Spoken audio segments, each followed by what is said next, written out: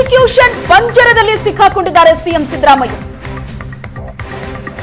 ಒಂದು ರಾಜಕೀಯ ಮತ್ತೊಂದು ಕಾನೂನಾತ್ಮಕವಾಗಿ ಸಿಎಂಗೆ ಸಂಕಷ್ಟ ಎದುರಾಗಿದೆ. ನೈತಿಕತೆ ರಾಜಕಾರಣದ ಬಗ್ಗೆ ಚರ್ಚೆ ಜೋರಾಗಿದೆ. ಪ್ರಾಸಿಕ್ಯೂಷನ್ಗೆ ಅನುಮತಿ, ಈಗ ಸಿಎಂ ಸಿದ್ದರಾಮಯ್ಯ ಇಕ್ಕಳದಲ್ಲಿ ಸಿಕ್ಕಾಕೊಂಡಿದ್ದಾರೆ. ಒಂದು ಕಡೆ ರಾಜಕೀಯ ಸಂಕಷ್ಟ, ಮತ್ತೊಂದು ಕಡೆ ಕಾನೂನು ಸಂಘರ್ಷ. ಕಾನೂನಿಗಿಂತ ರಾಜಕೀಯವಾಗಿ ಹೆಚ್ಚು ಸಂಕಷ್ಟ ಅಂತ ಕಾಂಗ್ರೆಸ್ ಹೇಳಿದೆ.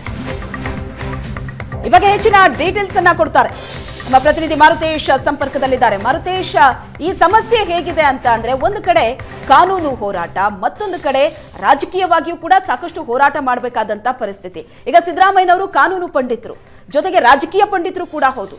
ಕಾನೂನಿನ ದಾರಿಯಲ್ಲಿ ಹೇಗೋ ಹ್ಯಾಂಡಲ್ ಮಾಡ್ಬಿಡ್ತೀನಿ ಅಂತ, ಆದ್ರೆ ರಾಜಕೀಯವಾಗಿ ಈ ಸಿಚುವೇಶನ್ ಹ್ಯಾಂಡಲ್ ಮಾಡೋದು ಬಹಳ ದೊಡ್ಡ ಟಾಸ್ಕ್ ಆಗುತ್ತಾ ಅಂತ? ಖಂಡಿತ ಶ್ವೇತಾ, ಯಾಕಂದ್ರೆ ಮುಖ್ಯಮಂತ್ರಿಗಳು ಇಷ್ಟು ದಿನ ನೈತಿಕ ರಾಜಕಾರಣದ ಬಗ್ಗೆ ಹೆಚ್ಚು ಮಾತನಾಡ್ತಾ ಇದ್ರು. ವಿರೋಧ ಪಕ್ಷಗಳಿಗೆ ನೈತಿಕತೆ ಇದೆಯಾ ಅನ್ನುವಂಥ ಪ್ರಶ್ನೆಗಳನ್ನ ಎತ್ತುತ್ತಾ ಇದ್ರು.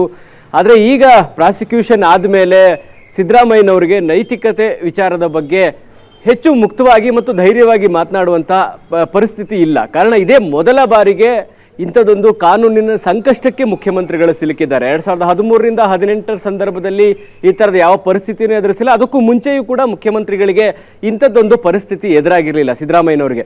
ಸೊ ಈಗ ಇಂಥದ್ದೊಂದು ಪರಿಸ್ಥಿತಿ ಎದುರಾಗಿರೋದ್ರಿಂದ ಸಹಜವಾಗಿ ಸಿದ್ದರಾಮಯ್ಯನವರಿಗೆ ಒಂದು ಆತಂಕ ಇದೆ. ಕಾನೂನಾತ್ಮಕವಾಗಿ ಏನೇ ಹೋರಾಟಗಳಿದ್ರು ಅದನ್ನು ಎದುರಿಸೋದು ಒಂದು ಕಡೆ, ಆದರೆ ನಾಳೆ ಇದೇ ಬೆಳವಣಿಗೆ ಪಕ್ಷದ ಒಳಗಡೆ ಏನಾದರೂ ಬಂಡಾಯಕ್ಕೆ ತಿರುಗಿದರೆ ಅಥವಾ ಪಕ್ಷದ ಒಳಗಡೆ ಮುಖ್ಯಮಂತ್ರಿಗಳ ವಿರುದ್ಧವೇ ಏನಾದರೂ ಚರ್ಚೆಗಳು ಆರಂಭವಾದರೆ ಅದನ್ನ ನಿಭಾಯಿಸೋದು ನಿಶ್ಚಿತವಾಗಿ ಮುಖ್ಯಮಂತ್ರಿಗಳಿಗೆ ದೊಡ್ಡ ಚಾಲೆಂಜ್ ಆಗುತ್ತೆ. ಹೀಗಾಗಿ ಸಿದ್ದರಾಮಯ್ಯನವರ ಎದುರಿಗೆ ಇರುವಂಥದ್ದು ಕಾನೂನಾತ್ಮಕವಾದಂಥ ಹೋರಾಟ, ಇನ್ನೊಂದು ರಾಜಕೀಯವಾಗಿ. ಅದು ರಾಜಕೀಯ ಎದುರಾಳಿಗಳು ಅಂದ್ರೆ ಪ್ರತಿಪಕ್ಷಗಳ ಟೀಕೆಗಳನ್ನು ಎದುರಿಸೋದು ಒಂದು ಕಡೆ, ಆದರೆ ಮುಂದಿನ ದಿನಗಳಲ್ಲಿ ನಿಶ್ಚಿತವಾಗಿಯೂ ಕಾಂಗ್ರೆಸ್ನ ಒಳಗಡೆಯೇ ಒಂದು ಬೆಳವಣಿಗೆ ಅಂತೂ ಶುರುವಾಗೇ ಆಗುತ್ತೆ. ಯಾಕೆಂದ್ರೆ ಪ್ರಾಸಿಕ್ಯೂಷನ್ಗೆ ಪರ್ಮಿಷನ್ ಕೊಟ್ಟಿರೋದ್ರಿಂದ ಮುಕ್ತವಾಗಿ ತನಿಖೆ ಆಗಬೇಕು ಅಂದ್ರೆ ಮುಖ್ಯಮಂತ್ರಿಗಳು ಆ ಸ್ಥಾನದಲ್ಲಿ ಇರೋದು ಸೂಕ್ತ ಅಲ್ಲ ಅನ್ನುವಂಥ ಅಭಿಪ್ರಾಯಗಳು ಶುರುವಾಗಬಹುದು. ಅದು ಕಾಂಗ್ರೆಸ್ನಿಂದಲೇ ಶುರುವಾದ್ರೆ ನಿಶ್ಚಿತವಾಗಿ ಮುಖ್ಯಮಂತ್ರಿಗಳಿಗೆ ನೈತಿಕ ರಾಜಕಾರಣದ ಬಗ್ಗೆ ಮಾತನಾಡುವಂಥವ್ರು ಆ ಸಂದರ್ಭದಲ್ಲಿ ರಾಜೀನಾಮೆ ಕೊಡಬೇಕಾದಂತಹ ಅನಿವಾರ್ಯತೆ ಎದುರಾಗ್ಬಿಡ್ಬೋದು.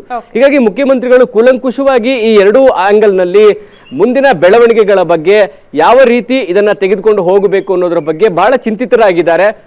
ಪಕ್ಷದ ಒಳಗೂ ಕೂಡ ಈ ಬೆಳವಣಿಗೆ ಕುರಿತಾಗಿ ತಮ್ಮ ಆಪ್ತರ ಜೊತೆಗೆ ಮಾತನಾಡಿದ್ದಾರೆ. ಅವರದ್ದೇ ಒಂದು ಕಾನೂನು ತಂಡವೂ ಕೂಡ ಇದೆ. ಕಾನೂನಾತ್ಮಕವಾಗಿ ಹೋರಾಡೋದಕ್ಕೂ ಕೂಡ ಒಂದು ತಂಡವನ್ನ ಮುಖ್ಯಮಂತ್ರಿಗಳು ರಚಿಸಿಕೊಂಡಿದ್ದಾರೆ.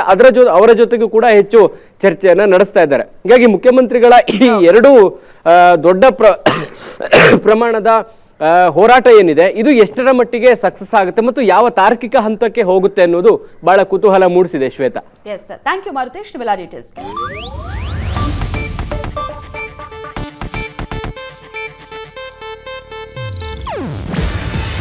ಇದು ಏಷ್ಯಾನೆಟ್ ನ್ಯೂಸ್ ನೆಟ್ವರ್ಕ್ ಪ್ರಸ್ತುತಿ.